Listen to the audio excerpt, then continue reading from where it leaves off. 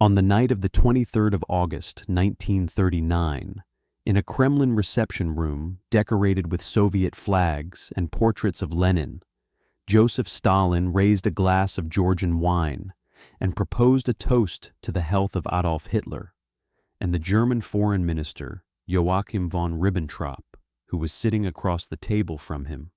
laughed and raised his own glass and drank. And the men around the table laughed with them, and somewhere in that room, on that table, was a document with a secret annex that divided the entire eastern half of Europe between two dictatorships without asking a single one of the 200 million people who lived there what they thought about the arrangement. And within 9 days, the first German tanks were rolling into Poland, and within 3 weeks, Soviet tanks were rolling into Poland from the other side, and the most destructive war in human history was underway. And Stalin had made it possible in a single evening, and called it a peace deal, and went to bed satisfied with what he had accomplished. To understand what happened in that Kremlin room, you need to understand what the summer of 1939 looked like from Stalin's perspective, because the decision he made that evening was not the impulsive act of a man seduced by a better offer, but the calculated conclusion of a man who had spent years watching the Western democracies manage their relationship with Hitler with a combination of cowardice and wishful thinking that Stalin found both contemptible and useful, and who had concluded that if a catastrophic European war was coming, regardless of what anyone did, the only rational position for the Soviet Union was to be the last country to enter it and to extract maximum territorial concessions from whoever needed Soviet neutrality the most urgently.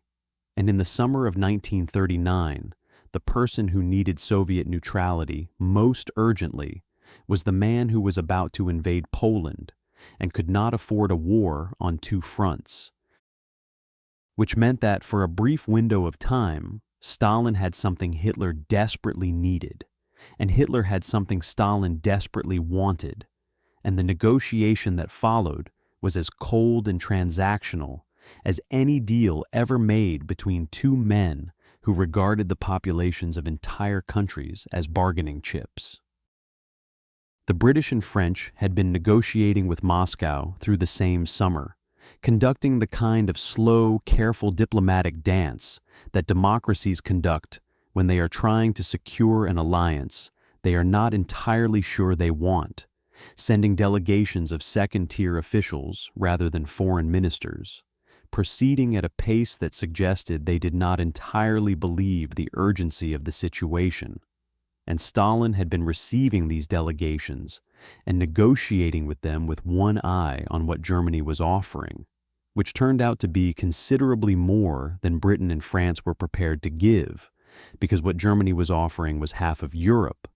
and what Britain and France were offering was a defensive alliance that would require the Soviet Union to fight Germany immediately if war broke out while restricting Soviet ability to expand westward.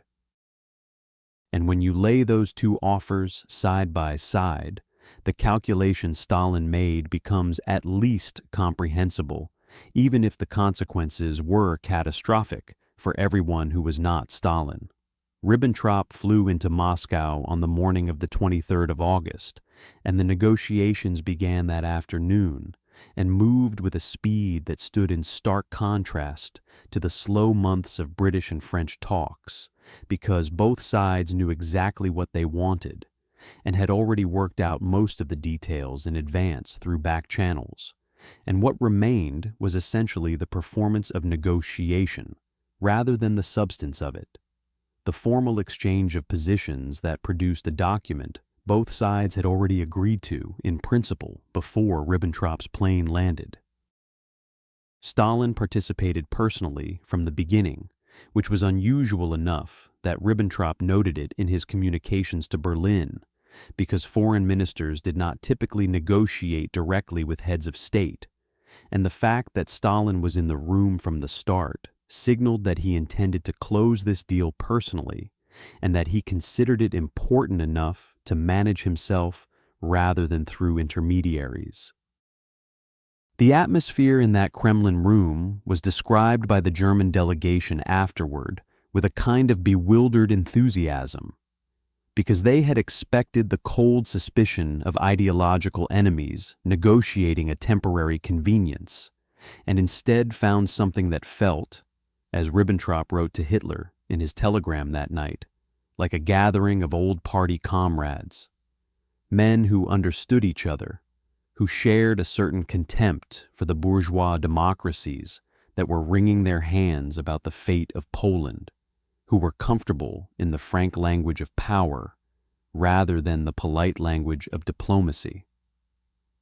Stalin joked. He laughed at Ribbentrop's jokes.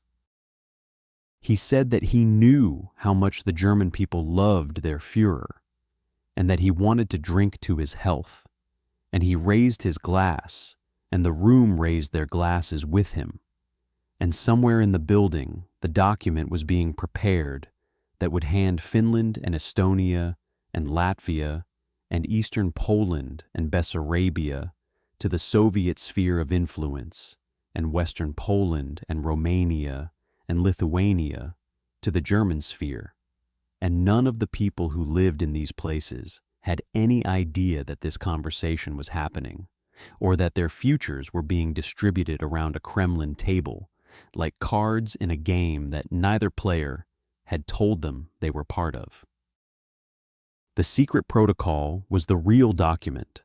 the thing that transformed a standard non-aggression treaty into the instrument that made the Second World War possible in the form it actually took,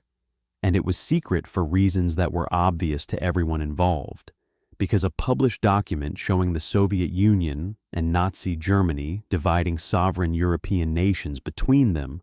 would have been impossible to defend publicly, even by the standards of 1939,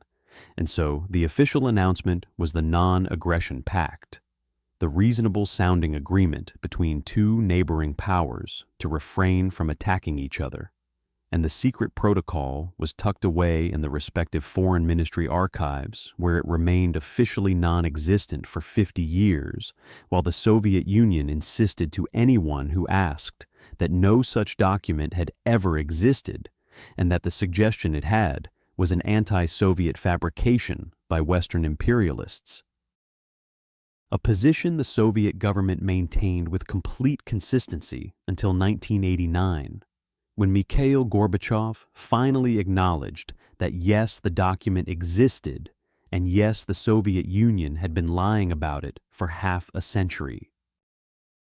9 days after the signing, on the 1st of September 1939,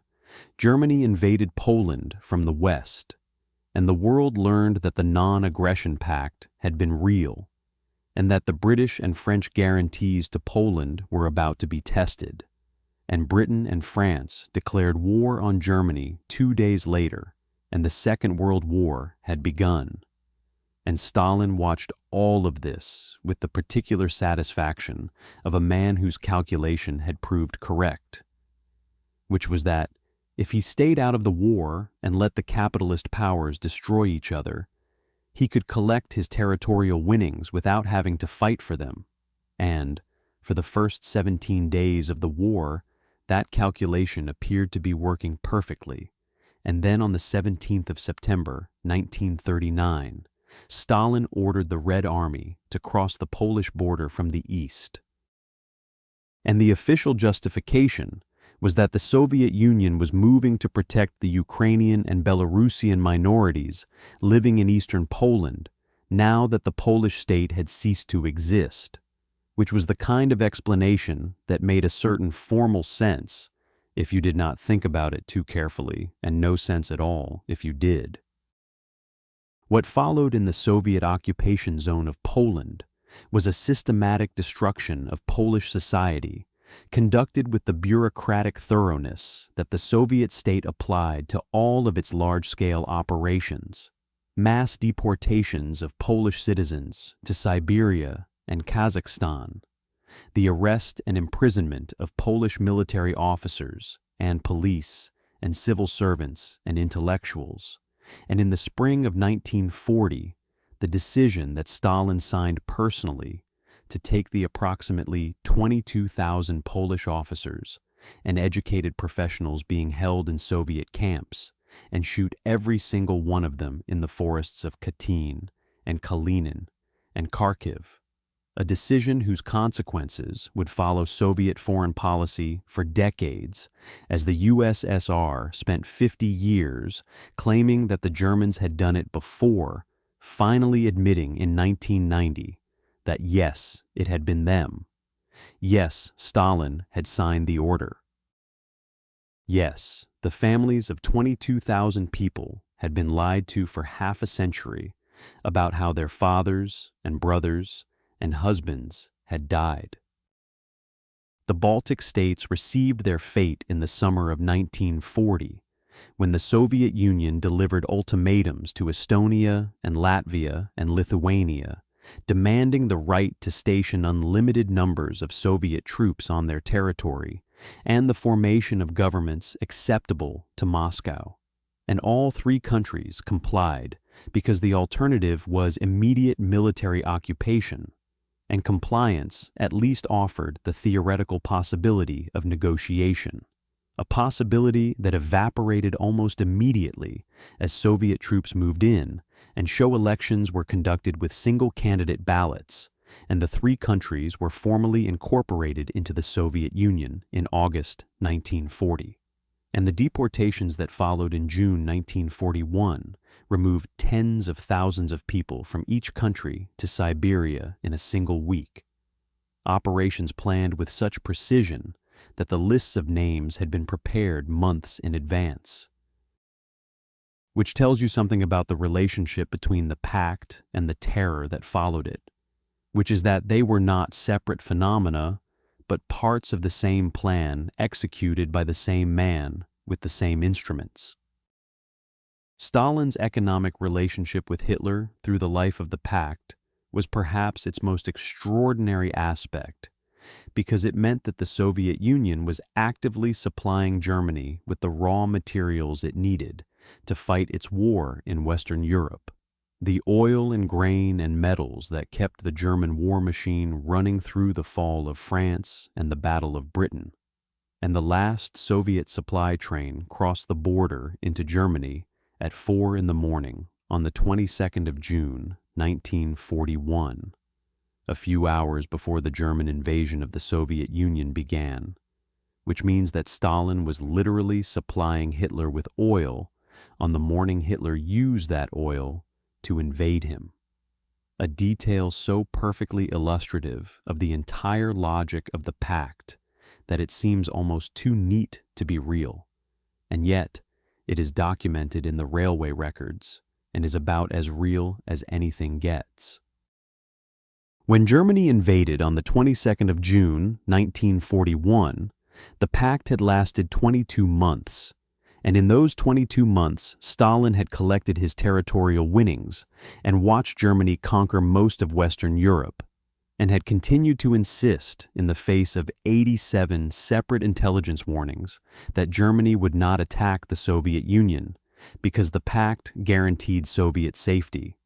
And on the morning of the 22nd of June, he discovered what the pact had always been, which was a piece of paper that Hitler had needed for 9 days in order to invade Poland without a two-front war, and that Stalin had mistaken for a genuine strategic arrangement. And the Soviet Union spent the next 4 years and 27 million lives discovering the full cost of the evening Stalin raised his glass to the health of Adolf Hitler and called it a peace deal